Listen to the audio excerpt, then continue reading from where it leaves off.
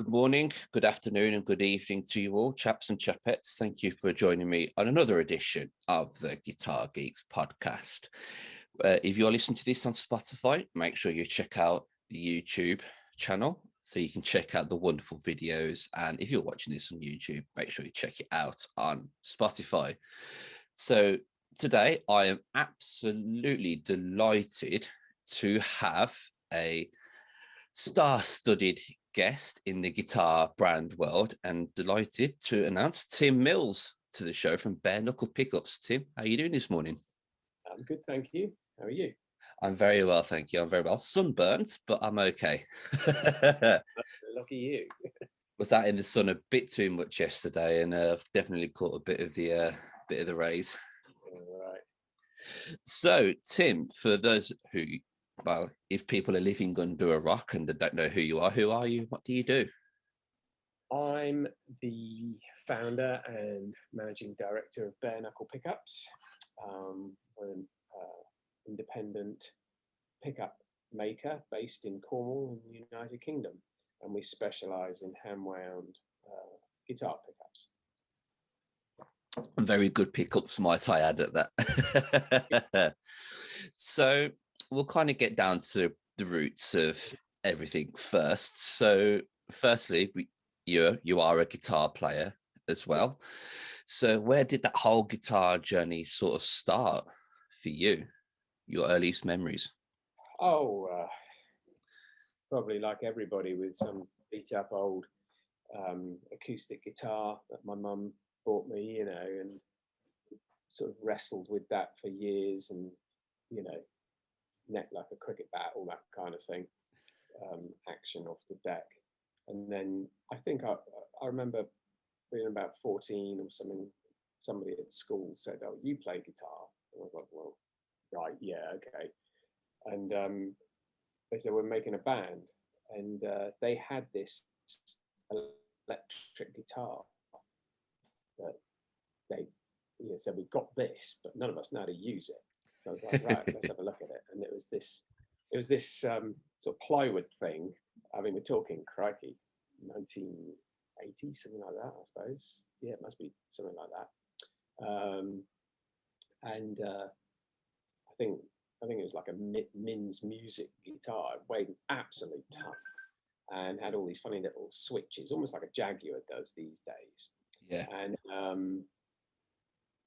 it was an absolute pig, but it had this tiny little combo just with volume and tone and the sort of bright switch and an old curly cable that was sort of a bit on the intermittent side. But only worked in like a certain sort of angle. Yeah, you had to sort of like, tease it to work. Anyway, plugged this thing and sort of whacked it up, and completely smitten by the sound. And it was just like, yeah, that's where it is. That'll do, And at the same time, I was getting exposed, to rock and roll, I guess, really, getting into bands like Van Halen and Kiss first, followed very quickly by Ozzy Osbourne. First Ozzy album came out around then, sort of late 80, 81. That was Blizzard. Was it Blizzard of Oz? Blizzard of Oz, yeah. And remember hearing Randy Rhoads. And like, Jesus, I mean, the Van Halen stuff was mind-boggling enough. You couldn't even imagine how they were getting these sounds and tones and getting all the licks and stuff to work. And then Randy came along, and it was this really aggressive style, or certainly sounded compared to anything else. And then there was a Dio record that followed up pretty close on that one, Holy Diver, and that also had this really fiery guitar work in it. So I was completely sold on that. And listening to a lot of bands like Thin Lizzy and stuff like that all around that sort of time, and that was very much part of my musical journey. And so that's where I started playing guitar, and I pretty much limped through my O-levels, as they were then, GCSEs, whatever they call them now, but it pretty much put paid to any hope of getting A-levels, because I just wouldn't put a guitar down. I was just playing all the time, and my folks were very much sort of, well, what are you going to do for a job? And I was like, this. And they're like, you can't earn money doing that. I was like, well, somebody does. Why can't it be me? So I was just really determined. And, I went through several bands and stuff, ended up, when I was just over 20, moving to Germany to play in bands out there, because a friend of mine had been over and came back and said how much bigger the scene was. And so I was like, right, I'll have some of that.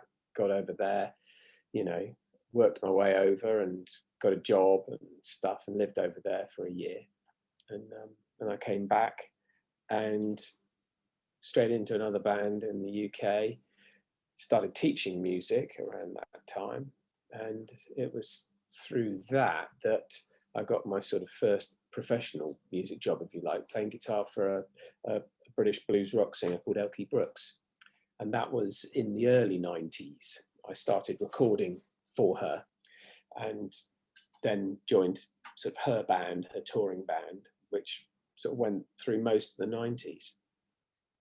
Came out of that and jumped into tribute work, funnily enough, an Ozzy Osbourne tribute band, sort of showing my colours there, I suppose, which was great fun. And it was around about that time that I started experimenting with guitar pickups, because I was having to emulate so many different sounds of so many classic players that, I was really sort of digging around just to sort of see what it was all about. And that is where Bare Knuckle was born from, that and a synergy with martial arts, because I was also, a martial arts instructor. So, and I was teaching a lot of martial arts around that time. And so I had all these things going on in my world. And that's where it came from, really. There's a lot of amalgamation of different things that are all sort of coming to one. Yeah, everything just came together at one point. So I remember it being about 2002, and the work in the tribute band was so regular that it gave me the perfect sort of vehicle for testing stuff. So I was up the road most weekends, doing 2 or 3 shows with this band. It was a quite big band, and they were very big gigs. The tribute scene was huge back then. Wasn't Sack Sabbath that you was in, was it? No. And so I was doing a lot of work with them, but I was taking like 4 or 5 guitars out every single show, all loaded up with just different variations of pickups that I was making.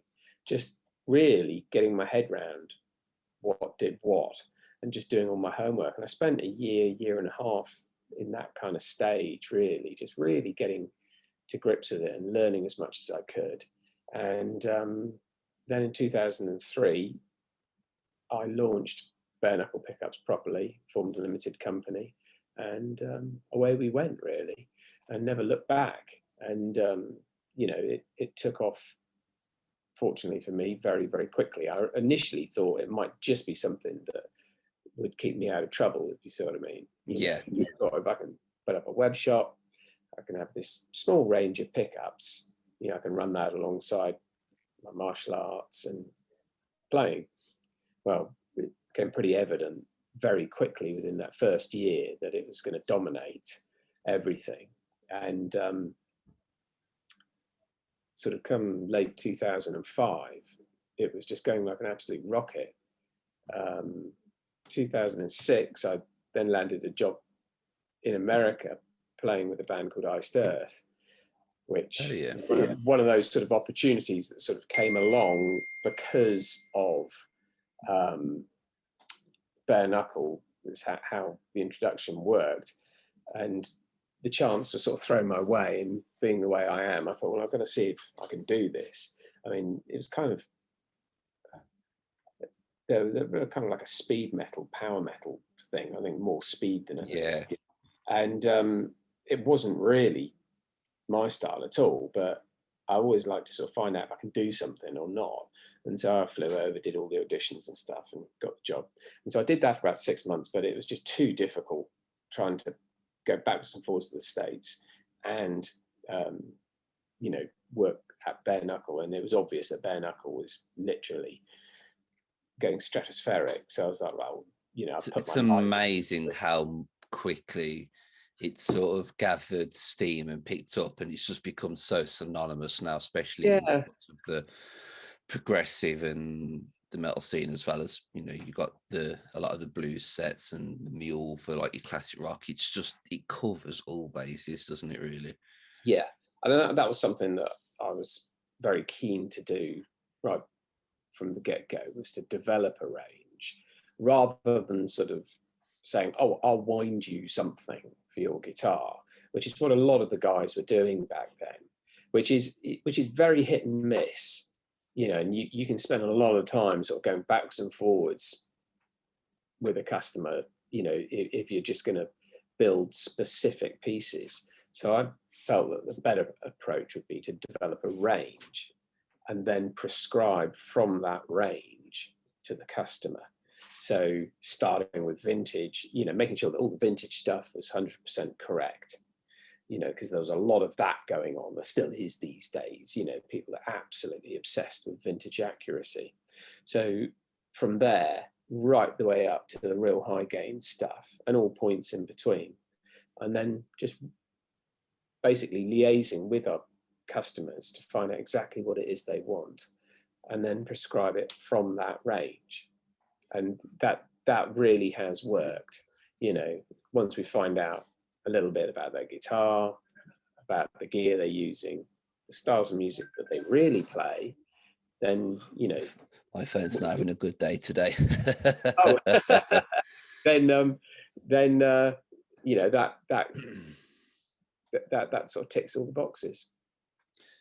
So when kind of bare knuckles first started and sort of first gathering steam, was there a specific point in time that you can pinpoint, oh, actually, I've done something good here, and kind of really cottoned onto it? So I think,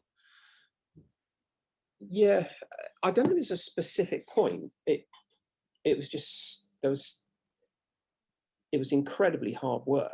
And so there wasn't a lot of time for sitting back and thinking about, wow, this is cool. Look at this. It was obvious as the sales were increasing at a rapid rate, and I was starting to have to employ people, you know, and that's the bit where the game really changes, is when you go from being just you to being an employer. Yeah. And it's like, damn, I've got people on a payroll here, and, you know, you're still not paying yourself properly, because you realize that, you know, you really got to pile everything back into the business to let it grow. You know, if you start trying to take a piece for yourself too early, you can kill it off. And so I was starting to employ people, and that's when it really kind of hit home. It's like, yeah, this really could be quite big, as long as I stick with this work ethic and just really just grind away at it. And that's what we did, really. Just hung on in there, you know, started off in the corner of my music room, my studio, and I just had a little winder in the corner. I then moved to a coal shed, this old converted coal shed. I thought I just need a specific space, you know, I can't work in here with all my music gear as well. There's just no room to do anything. So I had this old outbuilding. It wasn't a lot bigger, but at least everything would have its own space. And so I plodded away in there for about a year and a half. And then I moved down to Cornwall, because I was based in Devon then.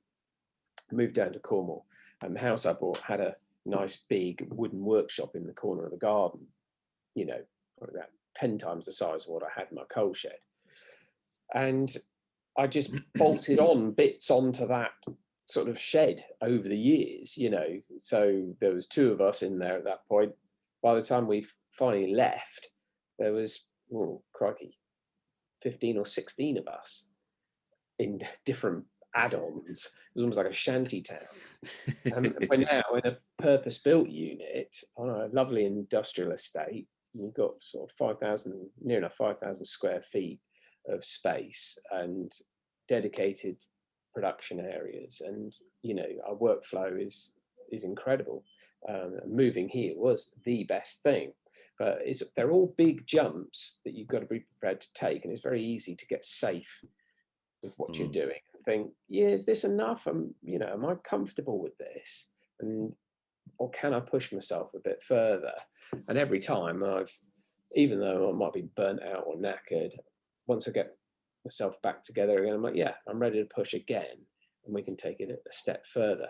And you get a sense of global sales, where you are in that big pie, how much of it you are actually a piece of. And you think, well, actually, we're still really such a tiny piece. There's loads more room that we can expand, take up, if you like. Yeah, we can, we can really grow even more from this.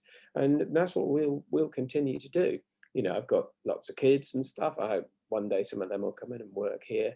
And the business supports 17, 18 families, as well as, all the little sub parts of the business, because we make a lot of our own parts. We've got our own plastics and metalwork people that we subcontract out, that look after all our tools and stuff, and it looks after all of them. So yeah, it's a massive thing, but it can only get bigger as long as we keep doing the right thing. Well, I think a lot of musicians and guitarists can definitely agree that you're doing the right thing at the moment. That's for sure. What was the biggest surprise that you'd found on the bare knuckle journey? Like, there must have been a point, so to speak, where you've gone, I didn't expect this to happen. And it's kind of, I wouldn't say knocked you back, but it kind of just took you by surprise, as I say. Yeah, well, the obvious ones would be some of the first big sort of artists to come along. You're plodding away, making pickups for lots and lots of different people. And, all of a sudden you start seeing some quite big names sort of drop in.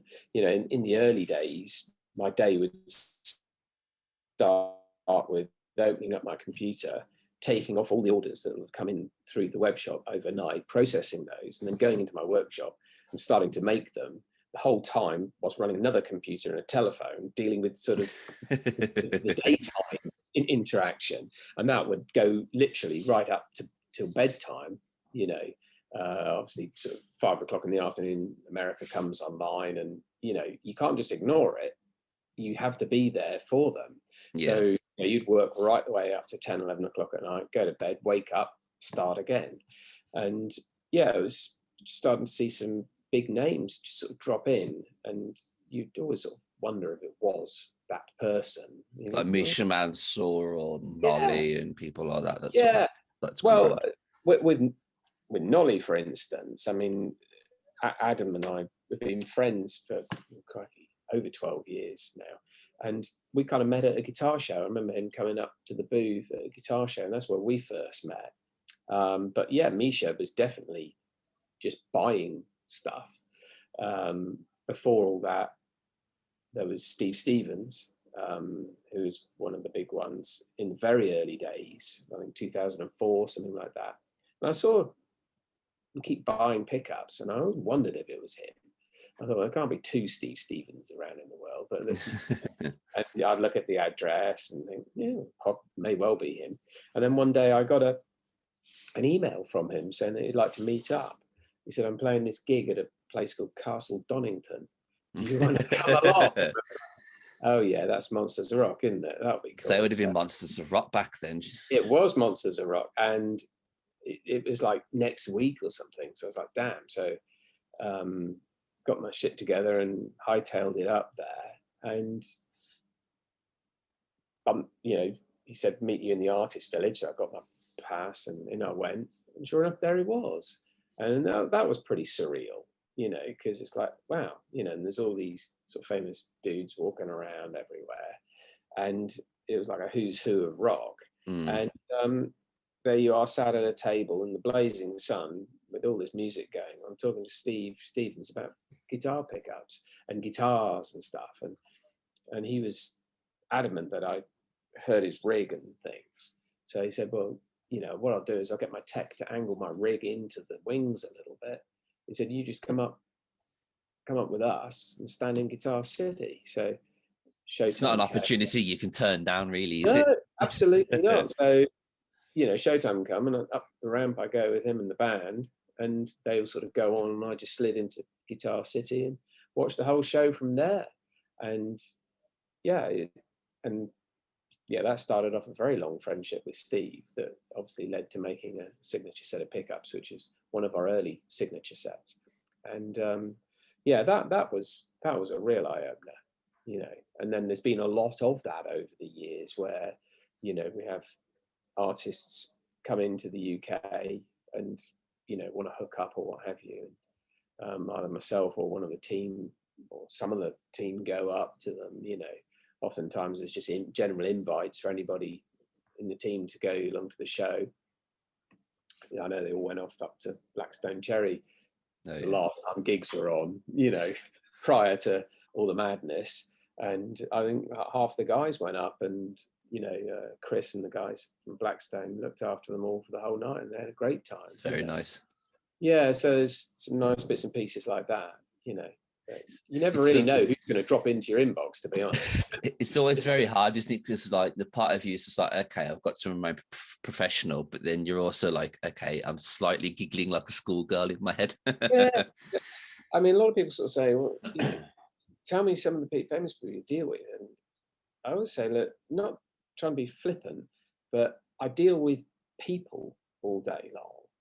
And I can't remember half the time because I'm right at the moment, I'm dealing with customers. Everybody is a customer, whether they're famous or not. I don't differentiate.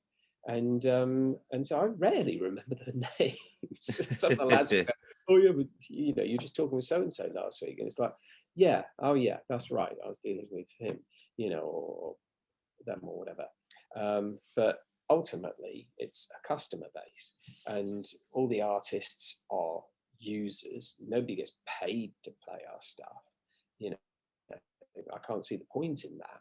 It's all the artists we have are genuine users of the pickups, and like I said, I just generally treat everybody the same.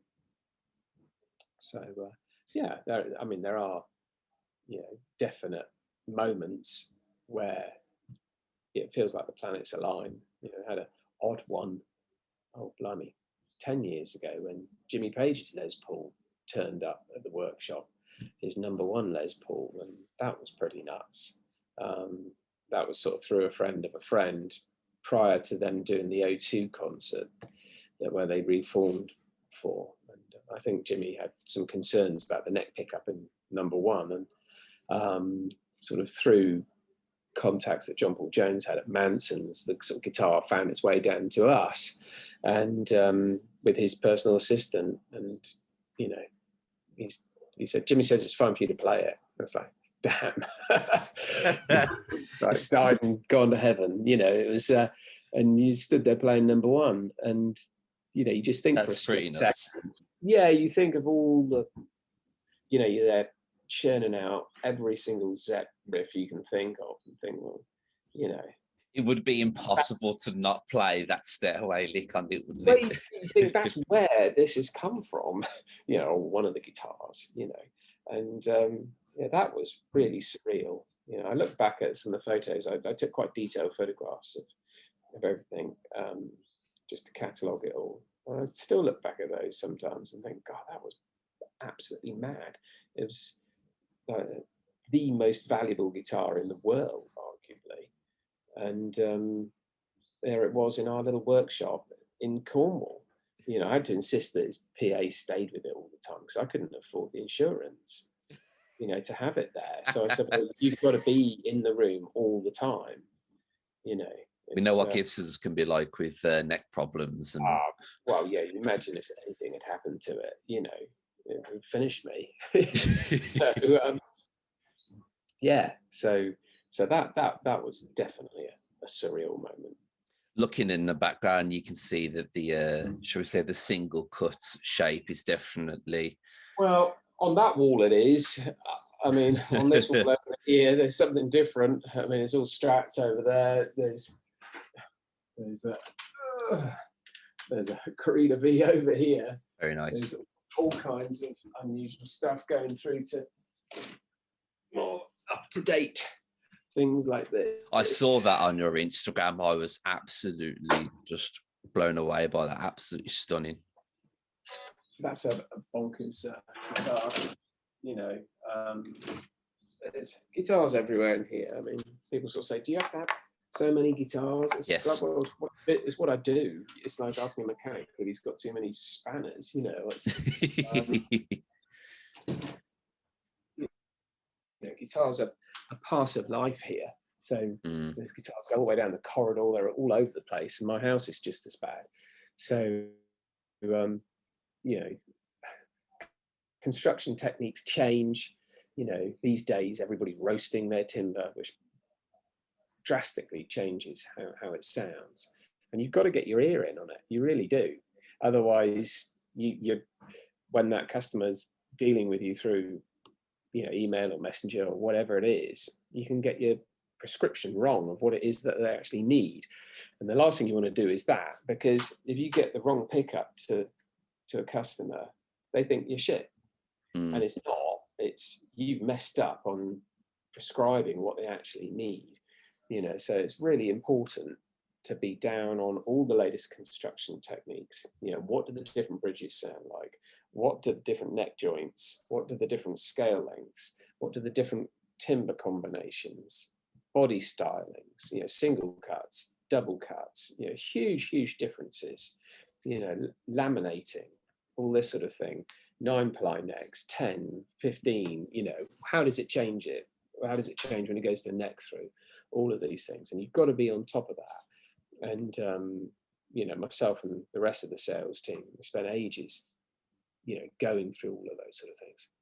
It's a nice, really nice attention to detail, because I think a lot of people, there might be some brands out there that just kind of think, okay, we'll just stick to doing this and we won't prescribe, like you say, prescribe it to certain things, and so you can stick it in anything, so to speak.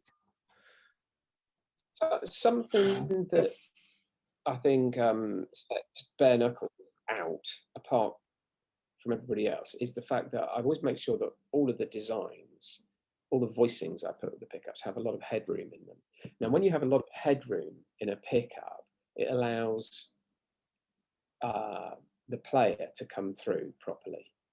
All the tone that you hear when somebody's playing guitar is from these. It's from you. It's from you. It's not. It's probably like 99% your fingers, 1% all your gear. If you're being completely truthful. And the best way to translate that is to make sure you've got lots of dynamic headroom, and then the instrument will respond to the way that you are trying to talk through it, if that makes any sense. Yeah. If you don't have any headroom, so you've got a really, really compressed signal, well, if you were to produce a pickup like that, well, then, you could slap it on anything, because it will always sound the same, because it's not allowing anything else to come through. It's completely blanketing it. There are instances where that can be useful in certain types of music where you want a really, really heavy compression. But 9 times out of 10, the majority of players actually want to converse through their instruments. That's essentially what we're doing. We're singing through our guitars, if you like, singing and phrasing through it. And the best way to do that is to have dynamic headroom. And so that's something that I make sure all bare knuckles have. And that's why it is really important to find out exactly what the player is playing. Do you really play jazz? Or are you referring to the progressive sort of fusion style? But, those two are two very different things. But the one word gets bandied across the whole lot. Okay, you're a metal guitar player. Well, there's a lot of subdivisions of metal there. Some like more headroom than others, and you really got to find out what that's about. Moving through to the progressive playing styles, which, shave off a lot of bottom end as well. So, there's a lot goes into that, and that's really, really important when you have a range like we do, which is pretty comprehensive. Just in the Humbuckers, there's 24 different sets. and the bridge and neck models are different pickups. They're not just the same pickup. So, there's a lot of room for maneuvering that lot. I think recently it's been quite clear as well that one of the biggest selling pickups has been the Juggernaut, the Ragnarok, the War Pig, and obviously now the Silo is completely just taken off massively. And I did see that it won the Guitarist Awards a couple of weeks ago. So I'll put my hands up. Rabea is a huge idol and an inspiration for me, as well as a good friend. So how was that whole experience of working with him and putting that pickup together? Yeah, I've known Rabea again for a long time from the guitar shows. I remember first seeing him around demoing and starting to work through Chapman and stuff like that. And we always talked about doing something together. And I always felt it was a question of timing, really. It's if you go too early to sort of do a signature product before somebody's really cast their net, you're almost letting the horse out the gate too quick. And I was sort of watching Rabea's career just grow and grow and grow. And it got to a point where it's like, right now, it really would be a prudent move on both of our parts to establish a signature pickup, because his style is really solid. You can say Rabea to somebody and they immediately can picture in their mind's ear exactly the sound. And that seemed logical then to produce a pickup that would help sort of put you in that ballpark. So we started a couple of years ago now. Crikey, that's scary. And it wasn't last year, it was the year before. And we met up at Nolly's studio, where I can. I always like to work with Adam because he brings a lot to the table in terms of breaking up thought patterns just by the logical way that he will think. And he also has a very good workflow about him. So it helps decision making, if you like, without stepping in and going, oh, that sounds good, that sounds bad. Helps the artist sort of formulate their thoughts. Whereas I deliberately try not to do that because I don't want to influence them as to what I've done in the prototyping stage. So I'll normally prototype blindfold, that the artist won't know what it is that I'm presenting to them. When I did watch the documentary when that came out, I did like the fact that you just kind of sat there nice and quiet and just don't know anything. I thought that was a really, really good idea. Yeah, it's just so I mean, a lot of people know quite a bit about pickups these days from the internet, and not least Nolly, and it's very, very easy if you were to sort of say, well, that one's wound with this and it's got X type of magnets in it, that they'll immediately presuppose a sound.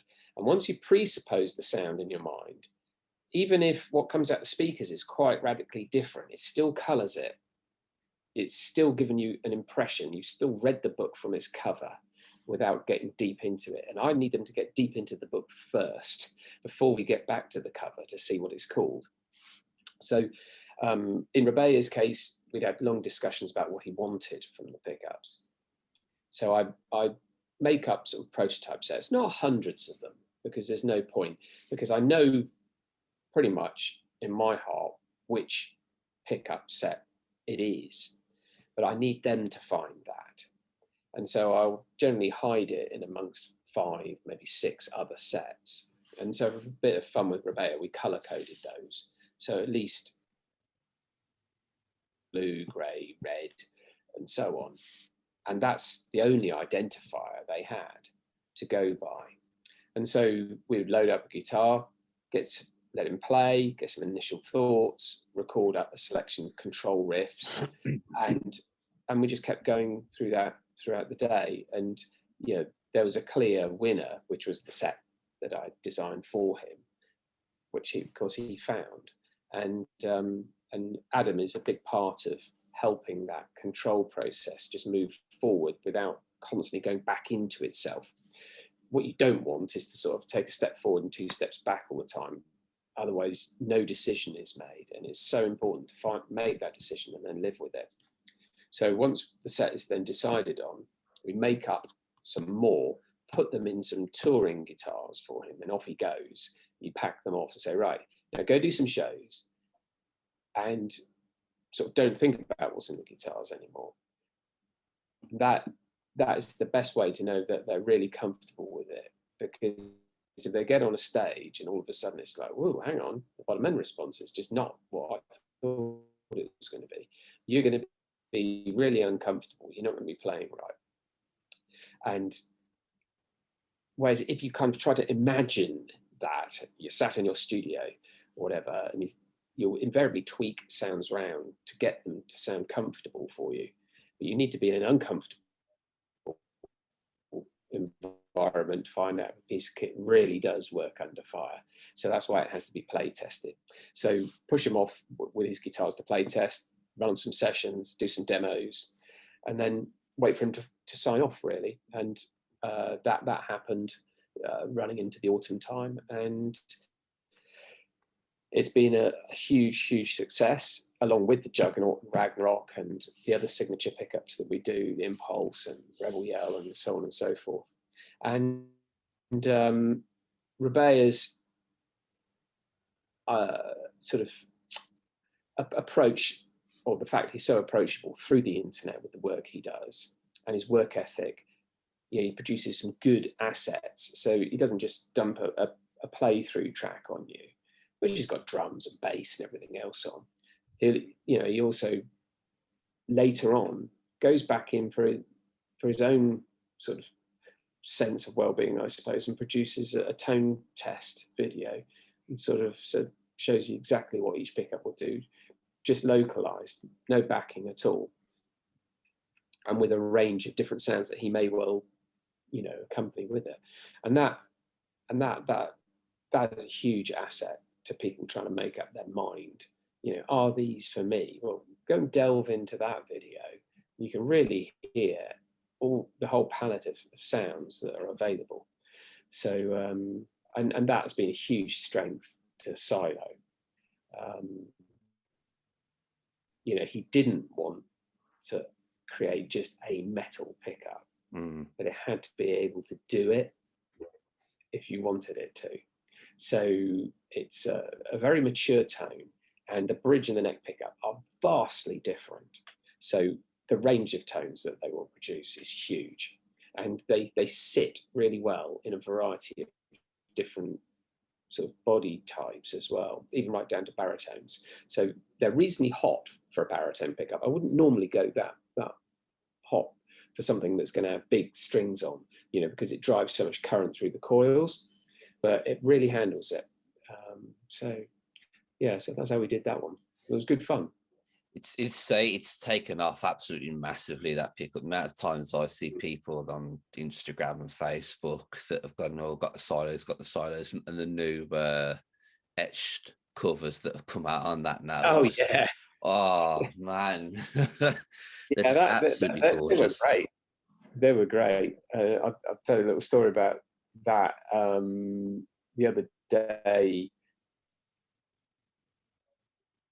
clicked on those covers, it overlaid them over something with like a myriad of different colors, like a rainbow underneath. The customer sort of sent us this screenshot and said, look, I don't know if I'm supposed to have done this, but your website is doing this. And that's the one that was on the other day, wasn't it? We fixed very quickly. I think I saw it yesterday, the day before. One of Dan.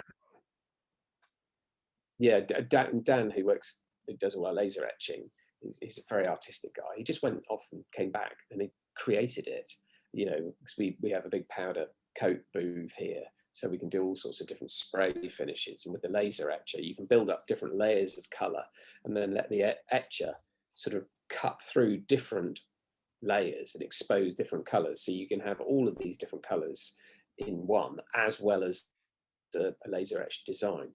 So just get rid of that. It's annoying me. And that worked absolutely I'm looking forward to getting mine. I'm just waiting for my. I should be waiting to pay for my quad cortex this week, and then I'm going to be buying myself a nice silo set as well. Right. But the only problem is I've gone through like. Yeah, I have. Only problem is like I've gone through about 7 or 8. I've got screenshots on my laptop and on my phone of like 7 different sets of silos. I'm like, but I like that one, but I like that one, but I like that one, but I like that one. Yeah. I just haven't decided which ones to go for yet. You can come up with your own artwork. I could. You can always come up with your own artwork. The ones that I'm really liking is the aged nickel with the black pole pieces. I'm really liking that aesthetic. What sort of guitar? The ML3 baritone. Oh, okay, yeah. Funny enough, Rabia's one. Because he was very nice to send it me at Christmas, which was a nice surprise off him. Yeah, I bet. So in regards to your guitars, because I pay quite a lot of attention to your Instagram as well. I'm always seeing Strats and Les Pauls. Do you find that you have a very particular set that you like to go towards? I tend to go towards. I have. It really depends musically what I'm doing, but with the Les Pauls, I tend to go with riff-raffs and mules for the majority of blues and hard rock stuff. They'll do pretty much anything. The straight up Strats, the SSS Strats, I nearly always used 63 veneer boards, quite often with bass plate on the bridge. Again, I find can do pretty much most things that I want to do on a Strat with that, whether it's, high gain stuff or real spanky sort of woody stuff.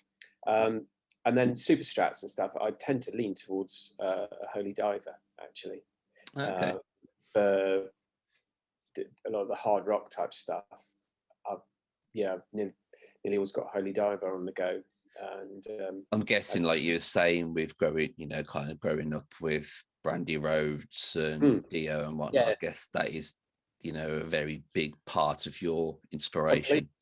Completely. And in my 7, I've got some 7-string guitars because I play in a band that is all 7-string stuff, and those are silos and juggernauts that I tend to use in those guitars.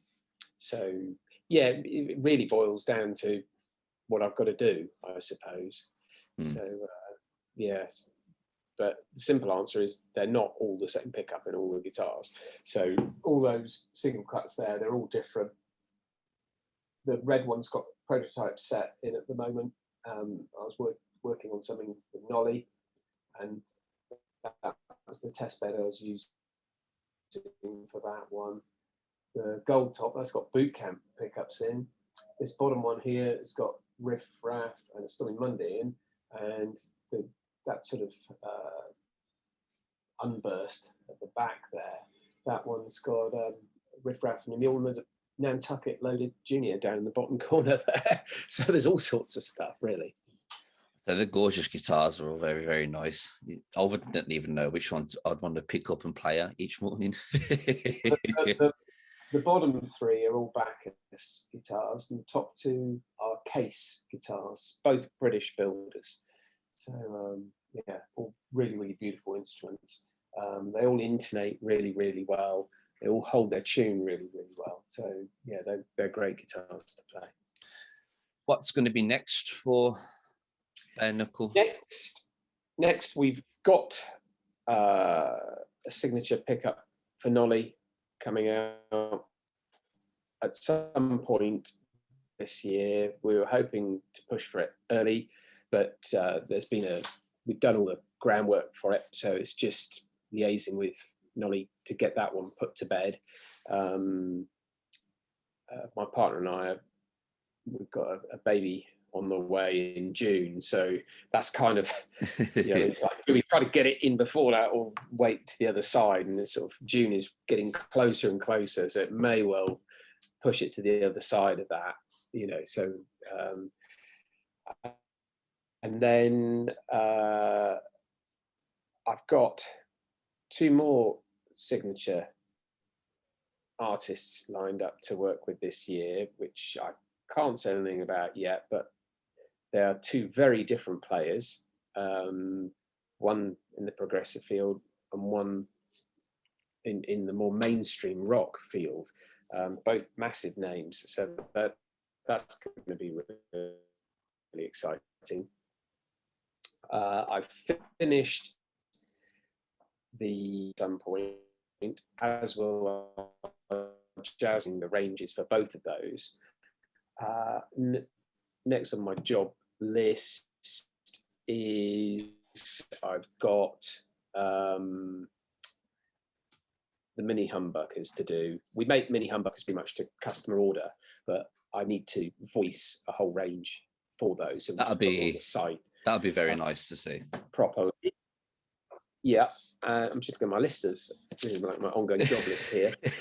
On the website, there'll be a pre-wired guard builder going up. So you'll basically be able to sort of build on the screen a Strat setup. So you choose your color, choose your coil set, drop it all in, choose the level of aging, what have you, you know, and then I'll make all that up for you.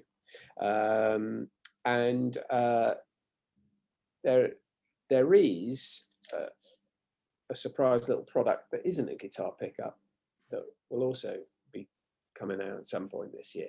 Again, can't say too much about it at the minute, but there's a lot going on in the year where we're having a baby as well, and it was going to be my quieter year, and of course then the pandemic comes along and it lasts forever, and you know, we all got pretty much locked in here all the way through the pandemic. And I guess that's kind of been the beauty of your sort of field as well in the industry, is that you have been able to keep working. I imagine as well that probably guitarists like myself, you know, have had, you know, being at home, because I was off shielding for a while as well, so I was still picking up pain. It's just like, you know, people have got money to spend. Yeah. And I imagine business has gone up. Yeah. The music industry in general has survived very well. I'm not talking about the performers, because I know they've suffered greatly, but the actual... No, I have. the support industry, if you like, in instrument supply and so on, and has done very, very well. So, and we were lucky in as much as we weren't forced to close. In America, I know a lot of the pickup manufacturers were actually forced to close and weren't allowed to sell anything. So thankfully that never happened to us. I mean, through the first lockdown, we went down to a reduced crew, because at that time, nobody really knew what was going on. You know, government being sort of terrorizing us all with, you know, all the propaganda, you know, and nobody was sure, you know, what was outside the window waiting for you, you know, and it was very hard to rationalize it. But, you know, I tried to take a view on it that, yeah, if we could limit our exposure, there was no reason for us to shut. And so anybody that, you know, was concerned and wanted to be at home with their families, fine, off you go, we'll furlough you. Those that had partners that were key workers, there's a chance of exposure, and obviously it makes sense that they'd stay away. But those of us that pretty much were at home or here, we stayed and we kept it going. And so for about 2.5 months, there's only 6 of us, which was pretty intense. All the sales team could obviously work from home, so that was easy. But we kept it going, and you know, almost broke us. But it's been a long old haul, actually, because, you know, there's been no holiday at all, you know, for at least 1.5 years, and it feels like you almost just shuttle between workshop and home. I mean, yeah, we're lucky here in Cornwall. We've got some beaches and stuff we've been able to go down to as well, but you tend to sort of go between the three. You know, there's nothing else happening. There's no gigs, there's no recording going on. Yeah, life is pretty limited. But it's been well over a year now since I've played the gig, and it's just like, yeah, and it's going to be weird playing that first one. I see that they're starting to happen. You know, I'm seeing a couple of friends going out doing solo sort of pop-up type things and getting back into the swing of it. And you know, some of the bigger bands we work with, obviously, you know, guys like Architects and the Bleed From Within crew, they all sort of did those big televised sort of gigs, you know, just to sort of put something out there, which is great. But yeah, it has been a long old haul, hasn't it? Yeah, it just shows, you know, a lot of us are still going to be able to kind of carry on after. I'm in the tribute scene as well.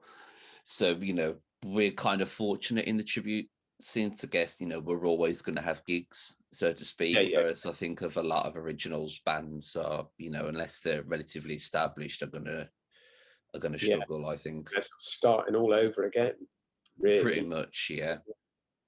But then, you know, there is an argument that there's going to be such a demand for music that, you know, it's kind of like the holiday thing, isn't it? Yeah. You know, you tell people you can't have a holiday. Well, as soon as you tell them they can, everybody wants a bloody holiday. You know, it's, yeah, it'll be interesting to see. I mean, the sad thing is the loss of so many good music venues. But again, I suspect what will happen is as some go, entrepreneurs invariably come along and go, right, nothing around here? I'll open one then. Yeah. And yeah, people always capitalize where there's an opportunity. So yeah, it's going to be a bumpy old ride, or it has been, and it's probably still going to be, but I think it will all kind of work itself out eventually. Unfortunately, there'll be some casualties on the way, which is the sad bit about it. But like you say, there's always going to be some people that will capitalize on it and always open more doors for people. Another thing we have a very nice interest in is coffee. We both like coffees. I always look forward to seeing Tim's, you know, daily post of which coffee are we having today. I think I started getting so much flack for it. I sort of stopped posting pictures of coffee after a while. People sort of like concerned for my health. It's like, dude, you drink way too much coffee. It's like, actually, I only drink about 2 cups a day, but it's always really, really nice coffee. And it's just part of what's got me through lockdown is, thankfully, some friends of mine run a coffee shop just down the street from where I live, and they were able to keep going as a takeaway. And it was just like, thank God for that. There's just something that's feels a bit like normal. Okay, it's in a paper cup, but it's still really, really nice coffee.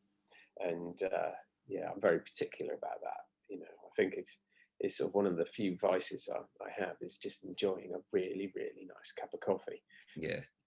Well, good old wake up juice. I don't live off of it, but I really enjoy just a cup or two, something really, really nice. It's the highlight of the day. You know, it really is. You can always tell a nice coffee as well by the crema on the top. Oh God, yeah. And there's so many people that don't know how to do that, and there's so many hipster coffee shops sort of pop up, and you go in and you try a cup, and it's nothing. It's been burnt, you know, or something like that. People always have this habit of running it too hot. So once you find a good one, you stick with it. Yeah, and you know, so I've got several places that I like to go. It's on my pet peeve when people call it espresso, and like, what are you on about? There's an S in it. There's no X in there at all. Espresso. Yeah, that's a good old anglicised way of dealing with it, isn't it? Because I haven't touched on it as well. You run Dover amps, don't you? I see you're running the Dover amps at home. I tried one of those pre-COVID when I was at the UK guitar show and had the Dover amps in the SMP booth, and I was absolutely blown away by those amps. They are absolutely brilliant. They are. How have you been finding it? Yeah, love it. I mean, I've got 2. I've got the DA50 and a DA20. There's a DA20 just over there. Yes. Oh, that's a lovely Zilla cab as well. Yeah, and parked on a Zilla cab, and they are superb. I find that the DA20 scene really likes Strats and Tellys. It's just seems to have so much more bite. And the DA50, it's kind of the ultimate hot rod 80s tone as far as I'm concerned. You know, it's just there. You know, it's difficult not to get the sound out of it. You know, I found that when I just opened up with a straight like open D chord, and I thought, oh, that's proper vintage kind of push. Real grind. Yeah, it's real grind to it, and that's what I liked about them. And they're built like tanks. They've got a nice feature set without being over complicated, and yeah, I just thought that the whole idea behind it was really, really good as well. And Key's a super nice guy, and you know, I wish him every success with it. I mean, obviously he's been hamstrung a bit with production and things because of COVID, but hopefully now it's starting to ease off. He can get back to where he was, you know, because he came on the scene with a fair old bang, and you know, I know a lot of players went out and got them. A lot of artists I deal with. I think John Brown got one, didn't he? I think. John and Ryan from Polaris and lots of players, you know, saw how good they were, and they're not insanely expensive either. Yeah, I think for the price, there's not much in that sort of price bracket, and it ticks all the boxes that you need.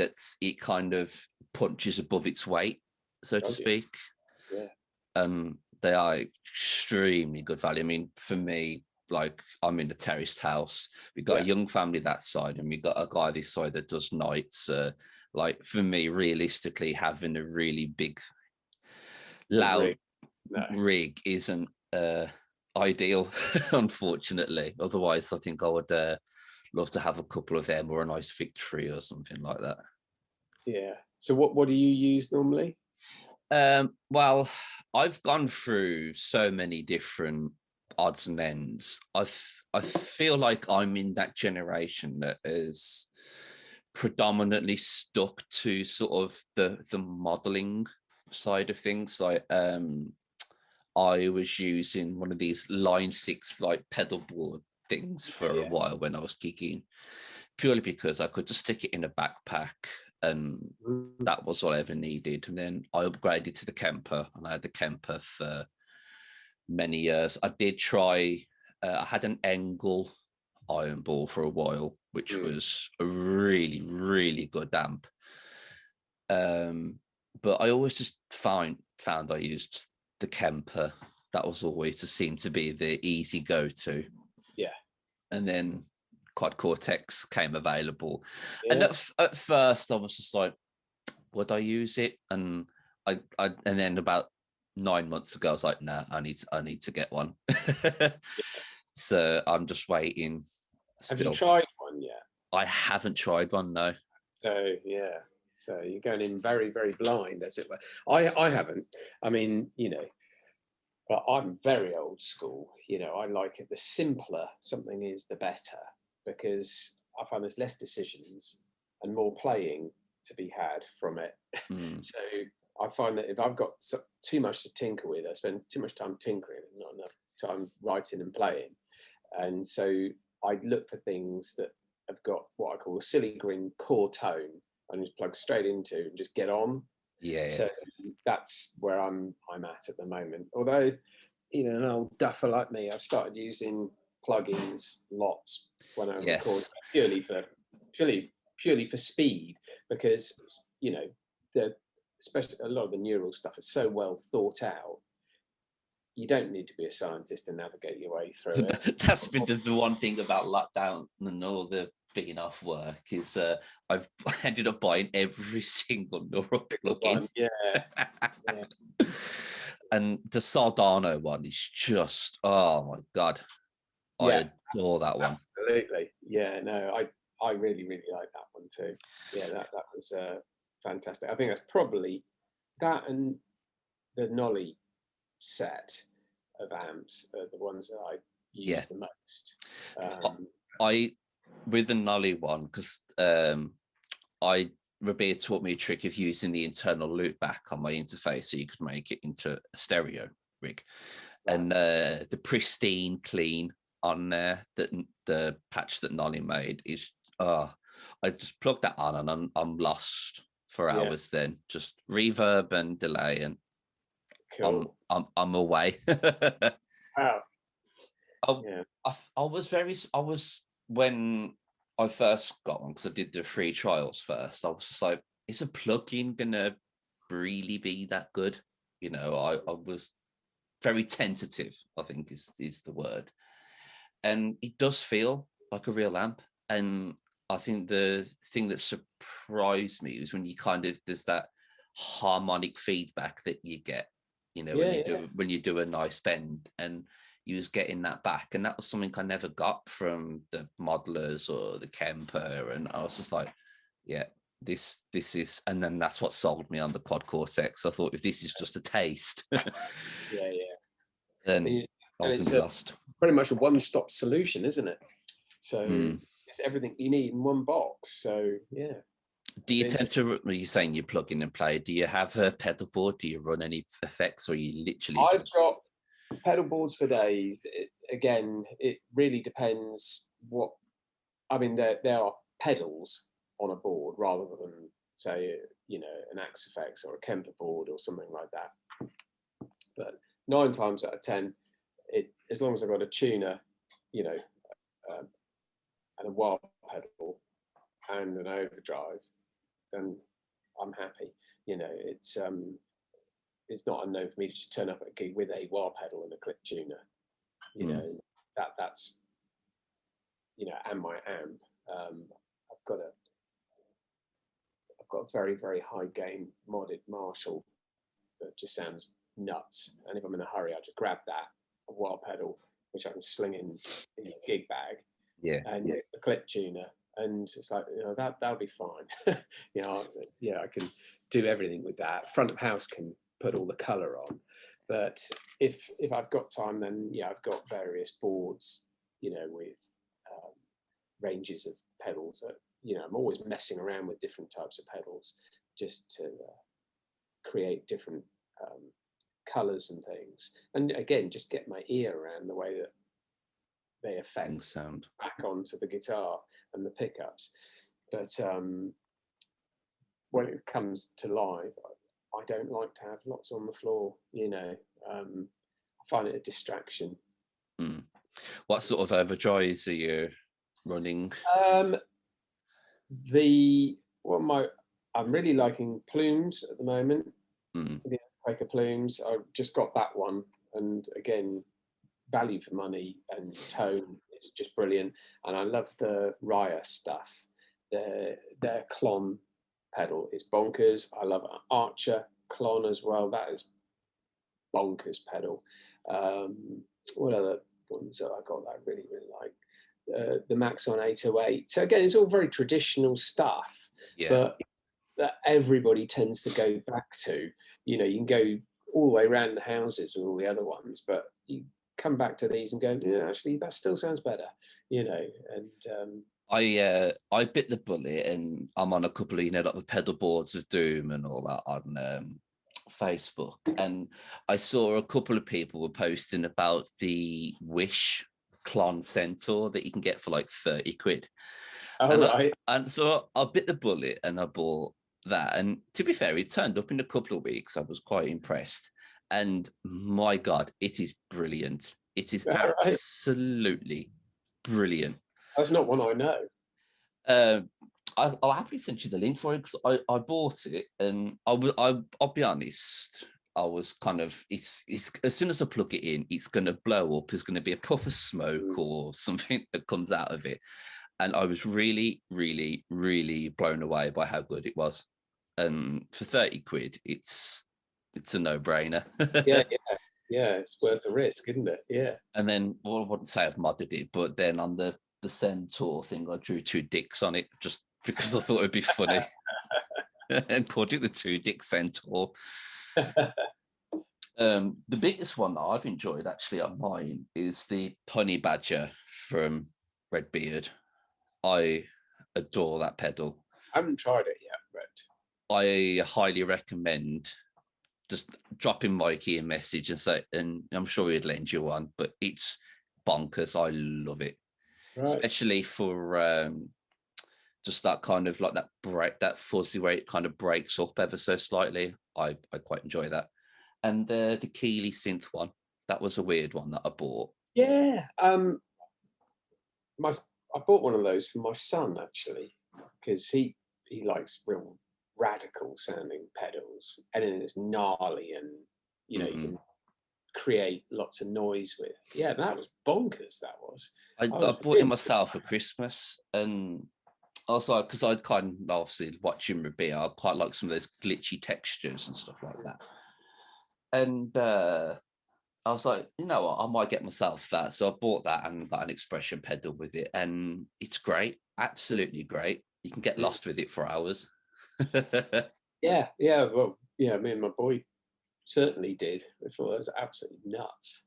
So yeah, he's into bands like, a lot of the alternative punk type stuff, I suppose you call it, like Idols and things like that, where it's really riffy but also can get really noisy and quite left field. And that pedal, I thought it was just ideal for that. It just did all of that and more, whatever you can imagine in terms of usage.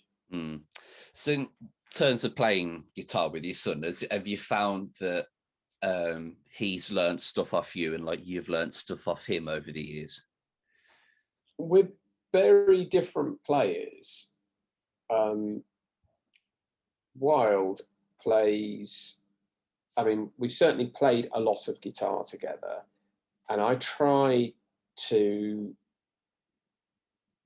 sort of introduce ideas without teaching him, if that makes any sense.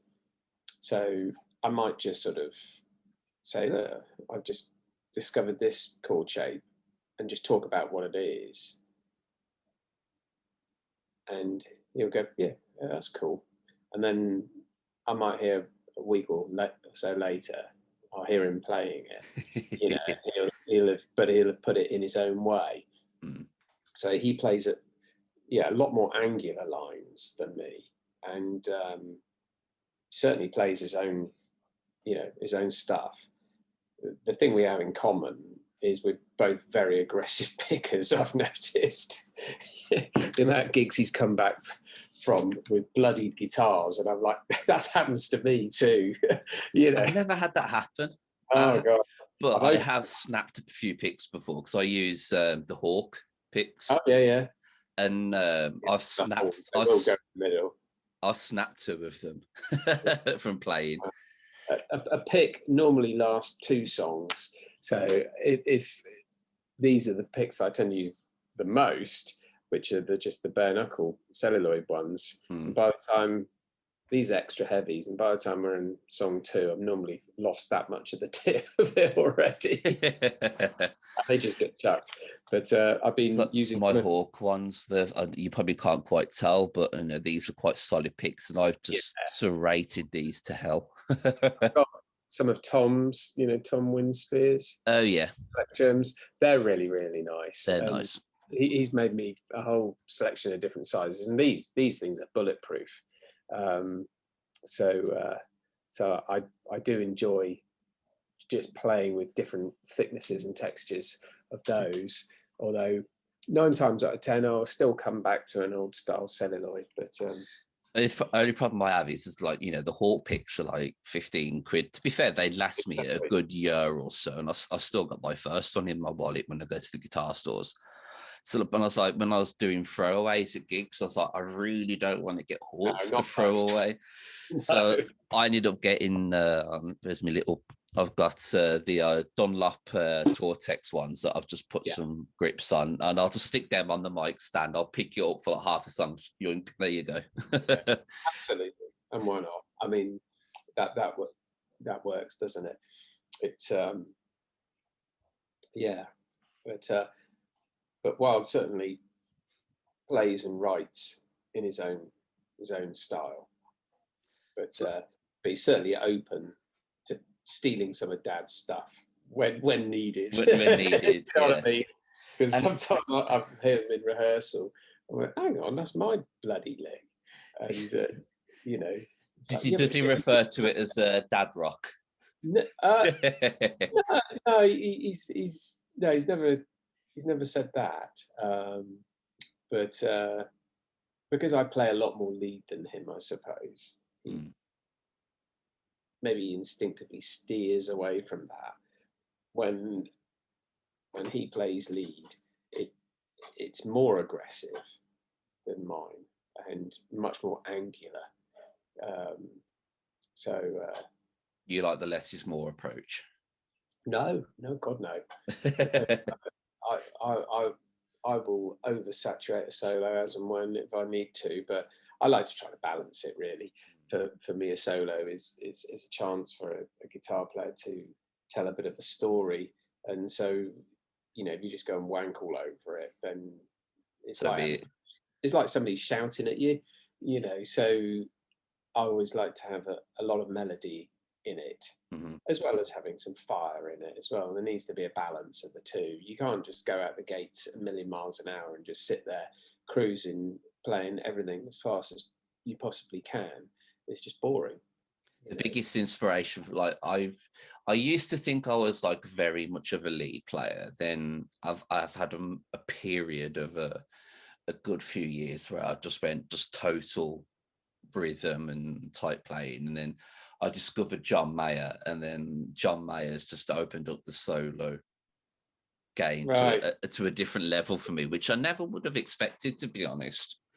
I never would have thought I would have got into John Mayer, but I've been quite surprised at how technical some of it is. And I went to try and learn like Stopwatch Train and Neon, and I was working it out, and I was just like, I can't do this. And very quickly gave up. So I'm aware that we have time constraints for you, as you're a very busy man. So we'll start to draw this to a close. So I have a regular segment on the podcast where I will ask the guests the same 3 questions. Go on then. So the first one is your desert island rig. You can take any guitar, 1 pedal, and any amp. And no, budget is not a question, so you can pick whatever you want. Okay, guitar will be my Telecaster, and pedal would be a wah, and the amp, fun enough, that I will always come back to is a JCM 800. Nice. That shows my age, but it really does. Holy Grail amp. Well, everyone says, oh, they don't do clean. They damn well do. You just got to know how to set them up. But I don't play 100% clean ever anyway. But I think with that, you can do most things. I could certainly do most of what I would want to do with that. Yeah. Especially if you just roll the volume off on the guitar, you can clean it up nicely. Yeah, that's what the volume pot's there for. Second question is, what are you listening to at the moment on your preferred streaming platform? Spirit Box. Yes, Spirit Box. Lovely. Yeah. Anything in particular from them? Well, all of it. I just have it on pretty much constant rotation at the moment. So, whilst I'm winding, which I'm doing over there, I just set up my Spotify and I just let it I'm play. enjoying the Black Peaks live at the Brighton Centre at the moment. That's very good. I've heard that one yet. Yeah, I haven't heard that Highly recommend it. And last of all, where can people find out more about you? About me or about Bare Knuckle? Both, on social media and all that. Well, me. If they don't already know. Yeah. Well, obviously, Bare Knuckle has a good social media presence on both Facebook and Instagram, and that's certainly the place to look for all the latest news on what we do as a company. I don't tend to use Facebook a lot these days. I think, like a lot of people, got put off by how opinionated it is, it used to be a fun place, you know, where you go for fun, and then it just got really quite a horrible place. And so if I use social media, I tend to use Instagram. I like the fact that it's just pictures, there's less opinion, and it's just friendlier, nicer. You can dip in and out of people's sort of picture diary almost, you know, and it's a good way of keeping up with your friends or people you know. And so, yeah, I'd say hunt me out on Instagram if you want to sort of see lots of pictures of guitars, coffee, and my adventures in Cornwall, really, which is a place that, you know, I hold very dear, and a place that I absolutely love. So yeah, that's where to go. I've always had family holidays down in Cornwall and North Devon. It's such a beautiful place and highly underrated. So thank you very much, Tim, for taking the time out of your busy schedule, I'm sure, to join me on the podcast. It's been an absolute pleasure. And I've very much enjoyed it. It's been lovely, absolutely lovely. Well, thanks for having me. And, you are absolutely welcome. I wish you all the best. Thank you very much, Tim. So everybody, thank you again for tuning in to another edition of the Guitar Geeks podcast. I've been your host, Josh Castle. You can check me out on social media at the Corona Mortis. Don't forget to check out Tim and Ben Knuckle Pickups if you are not already following them already. And until the next time, we will see you again very soon. Wonderful.